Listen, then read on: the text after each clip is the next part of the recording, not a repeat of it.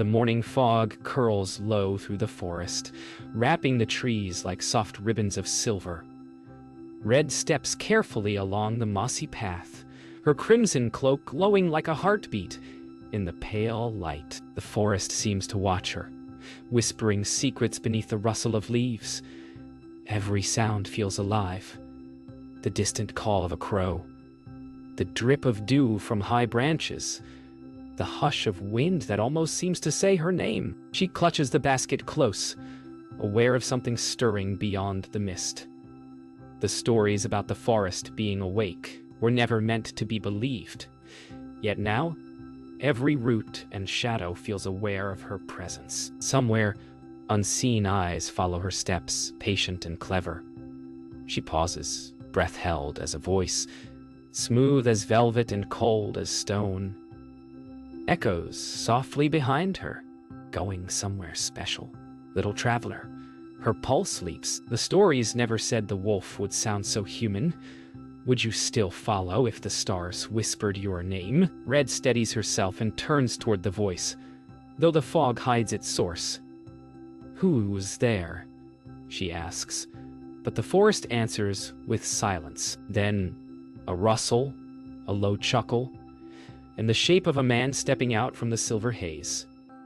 His cloak shimmers like scales, his eyes reflecting the light like quicksilver.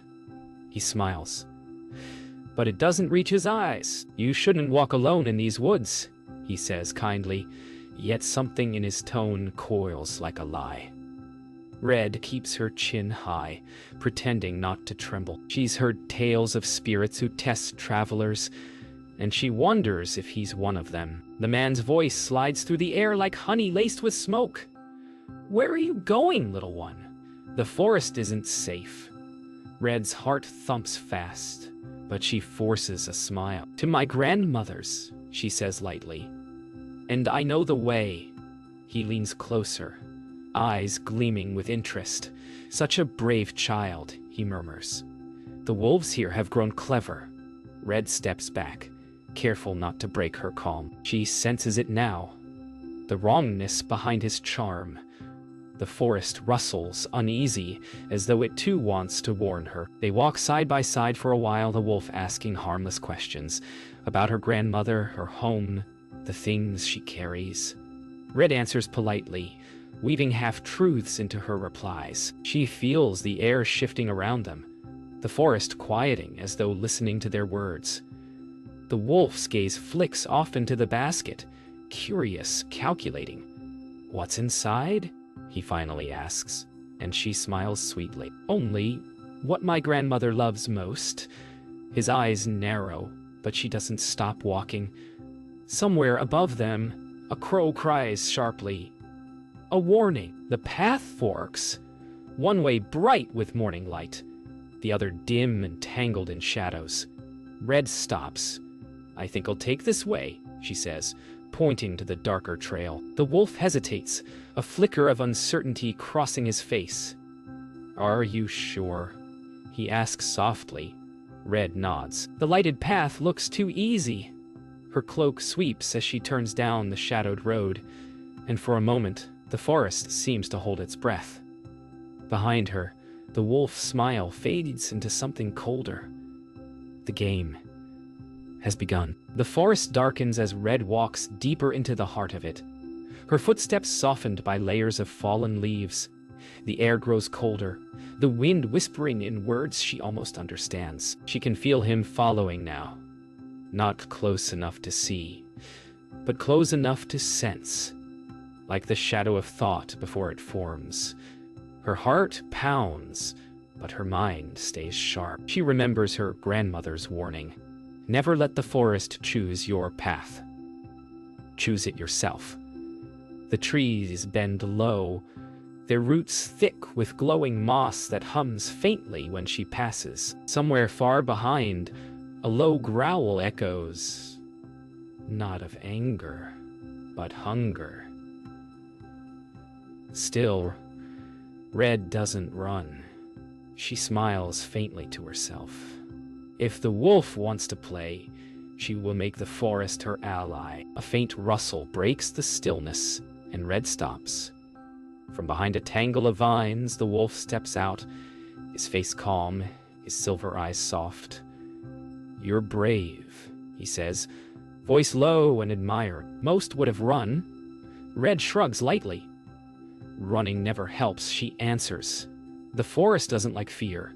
He studies her, tilting his head slightly, as if surprised. The wind lifts her cloak, revealing the charm tied around her wrist, a small pendant shaped like a leaf, glowing faintly. The wolf's eyes flicker at the sight. "Where did you get that?" he asks quietly. Red smiles. "It was a gift." The wolf circles slowly, his eyes never leaving the charm. "That trinket," he murmurs. "It's older than your grandmother's tales. Do you even know what you carry?" Red tilts her head. "I don't think you do either." Her words slice through the mist like a blade. And for a heartbeat, something in his expression falters. A shadow of pain or memory. The forest wind rises, stirring leaves into a dance around them. The wolf steps closer, voice softer now. "You remind me of someone," he says. Red's gaze hardens. "I'm not her." Red steps back, clutching the charm, her thoughts racing. The stories say the forest spirit once took form as a wolf, a guardian turned dark by betrayal. Could this be him? The wolf's gaze lingers, unreadable. "You shouldn't play with things you don't understand," he warns. "They remember their masters." Red lifts her chin, the charm glowing bright. "Then maybe it remembers me." The words slip from her before she can stop them, and the air trembles. The forest lights flicker to life around her. Thousands of tiny fireflies swirling like embers. The wolf blinks against the sudden brilliance. "What are you?" he whispers. Red doesn't answer. She just watches as the fireflies drift toward the charm, circling it in gentle spirals. The forest hums louder now, ancient and alive. The wolf takes a step back, uncertainty creeping into his stance. "You've stirred something that cannot be stopped," he warns, voice breaking slightly. Red's lips curve into a quiet smile. "Good," she says softly. "Maybe it's time something woke up." The forest seems to breathe around her, and far above, lightning flickers through the canopy. The air thickens with magic. The forest pulses with color, each heartbeat matching Red's own. The wolf recovers his composure, his voice low and cold. "You think this forest will protect you?" He sneers. "It only obeys the one who commands it." Red takes a slow step backward, her cloak brushing over glowing roots. "Then maybe it's time it remembers," another voice. She replies softly. The wolf's smile falters. He lunges forward, but the forest moves first, branches twisting between them, alive and defiant. The chase begins. Red runs through the shadows, her breath ragged, but her spirit fierce. She knows the forest better than he thinks. She knows how to vanish. Red darts between trees, her boots barely touching the ground. Behind her, the wolf's growls echo through the mist, shifting between human and beast. She clutches the charm, whispering to it under her breath.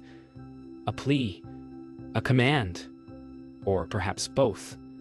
The ground ripples as roots rise to trip her pursuer, slowing him down. "Clever girl," he growls, voice fading as he's forced to dodge.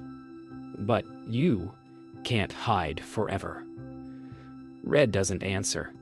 She dives beneath a fallen trunk, disappearing into a hollow. The forest itself seems to open for her. The forest falls silent. Red crouches in the hollow, her hand over her mouth to still her breath. Through the slits of bark, she can see the wolf pacing nearby, his figure flickering between man and creature. His voice drips through the dark. "You think you're the first to outsmart me? The first to run?" His tone shifts, almost gentle. "I let them run too. It makes the end more interesting." Red closes her eyes, gripping the charm tighter. The forest hums again, faintly. She feels it, the pulse of life answering her courage. When the wolf finally moves on, Red slips from hiding. The air is electric with danger, but also alive with whispers. the forest guiding her steps. She presses her palm to a nearby tree, and the bark ripples beneath her touch, showing a faint map of glowing trails. The path to her grandmother's house shines faintly ahead, but as she begins to move, the forest shudders violently. The wolf has found her again. His roar splits the stillness, and the chase resumes, louder, wilder, unstoppable. Red sprints into a clearing as the first drops of rain fall. Lightning flashes across the sky, painting the forest in silver fire. She stops suddenly, turning to face him. The wolf prowls out of the shadows, soaked and furious. "You can't win," he snarls. Red lifts the charm, its glow fierce and steady. "Maybe not," she answers, "but I can make you lose." The ground beneath the wolf bursts with light, roots twisting upward in spirals of energy. He howls, caught between rage and fear as the forest itself rises against him. For the first time, the predator looks trapped. The rain slows to a whisper, but the air crackles with the storm's memory. Red stands firm, her charm glowing, steady in her hand. The wolf struggles against the roots, growling low, but his strength fades as the light wraps tighter around him. "Stop," he gasps, voice trembling between fury and pain. "You don't understand." Red hesitates. For the first time, his eyes don't look cruel. They look human. "What are you?" she whispers. The forest quiets, waiting for his answer. The wolf's voice drops to a hoarse whisper. "I was once its guardian, until I broke the vow." Lightning flashes, revealing his shadow stretching long and twisted, half man, half spirit. Red's heart pounds as realization dawns. This monster was made, not born. The wolf lifts his gaze. "I was meant to protect this forest," he murmurs, "but I fell to greed and jealousy. I wanted its power for myself." The roots tremble as if remembering his sin. "The spirits bound me to its hunger," he continues. "Every shadow, every howl, that was me." Red listens in silence, the charm flickering weakly in her palm. "Then why chase me?" she asks. His lips part in a bitter smile. "Because you carry what I lost, the heart of the forest. It should have been mine to guard, not yours." Red looks at him closely, seeing not the beast, but a broken man trapped by his own past. Thunder rumbles in the distance, rolling like an old memory. Red touches the charm gently, her voice quiet. "If it once belonged to you, maybe it can still save you." The wolf's eyes widen, a mix of hope and disbelief. "You'd risk freeing me?" he asks. "You tried to hurt me." Red sighs softly. "Maybe that's what the forest wants. Not revenge, but balance." For a moment, the rain seems to pause in the air, each droplet suspended in golden light. She steps closer, placing the charm against the roots. "Let's see if it remembers you too." The forest explodes with color. Green, gold, and silver lights spiral through the air like living fire. The roots unravel, dissolving into dust as the wolf collapses forward, gasping. His shadow stretches long and bright, shifting until the monstrous outline fades. The forest breathes again, branches lifting, leaves shimmering. Red stumbles back, her cloak fluttering in the wind. The wolf rises slowly, his form human once more, the silver still glowing faintly in his eyes. "You freed me," he says, voice raw, "but at a price." Red steadies herself, her charm now dim and cracked. "Magic always asks for something," she whispers. When the light fades, silence follows. Deep, clean, sacred.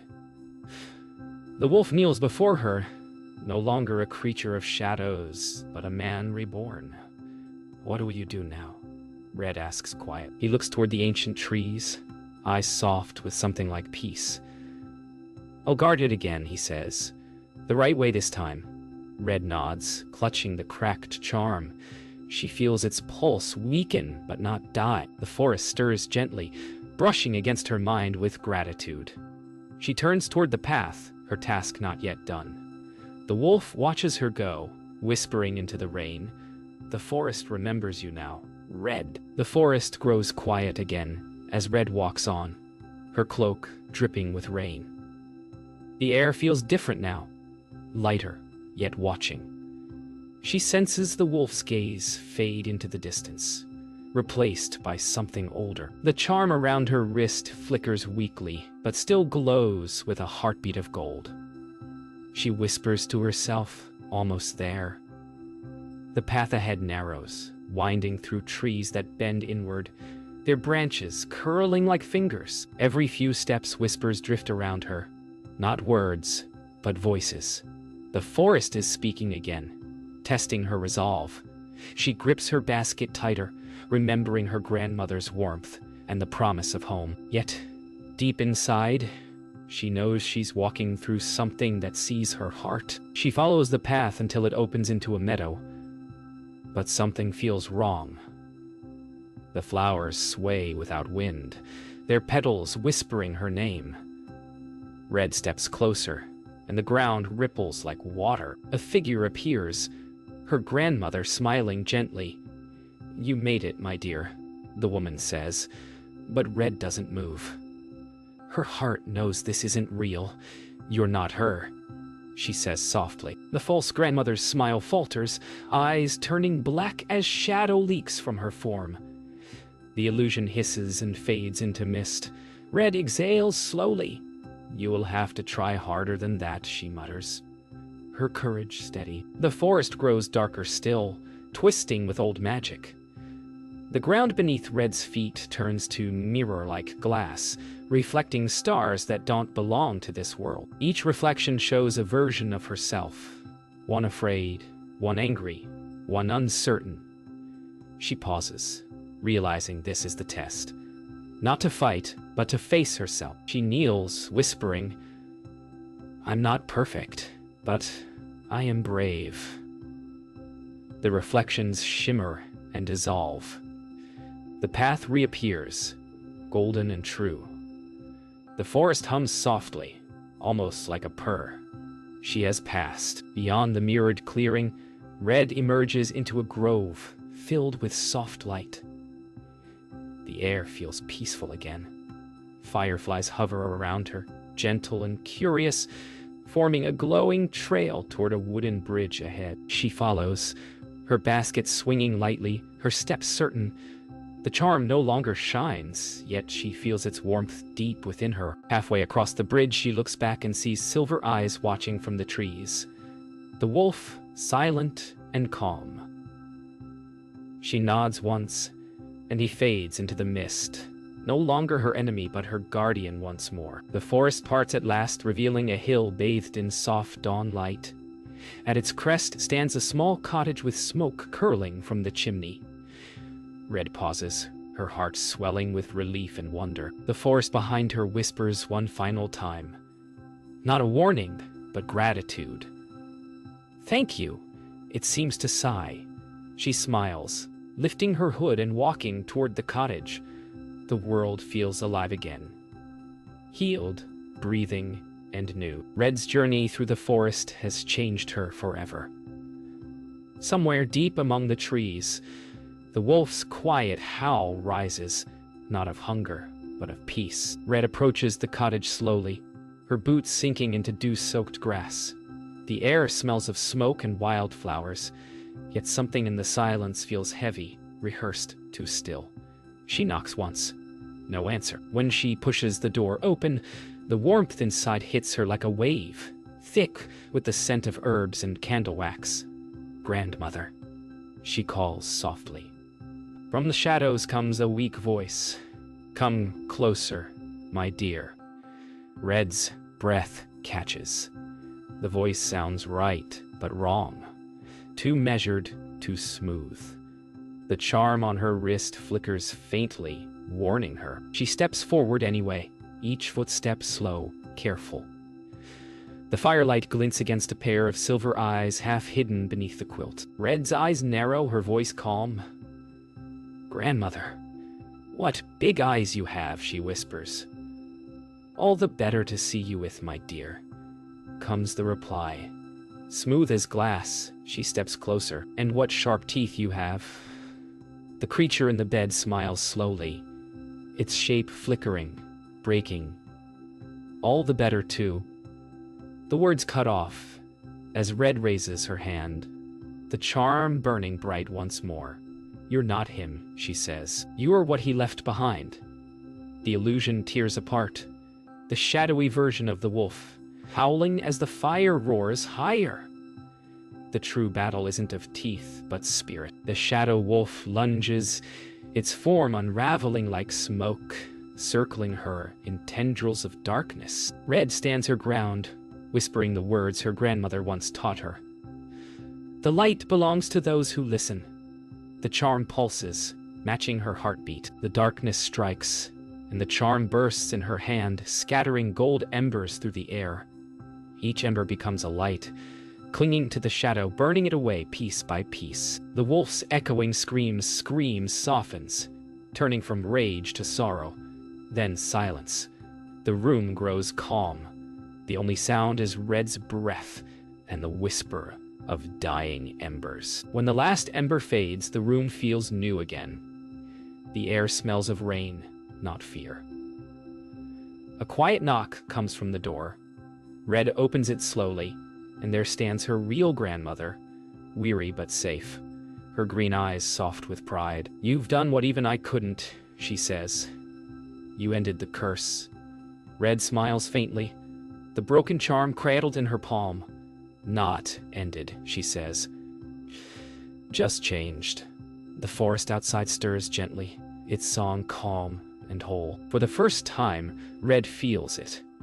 Not watching her, but welcoming her home. That night, as the moon rises high, Red and her grandmother sit by the fire.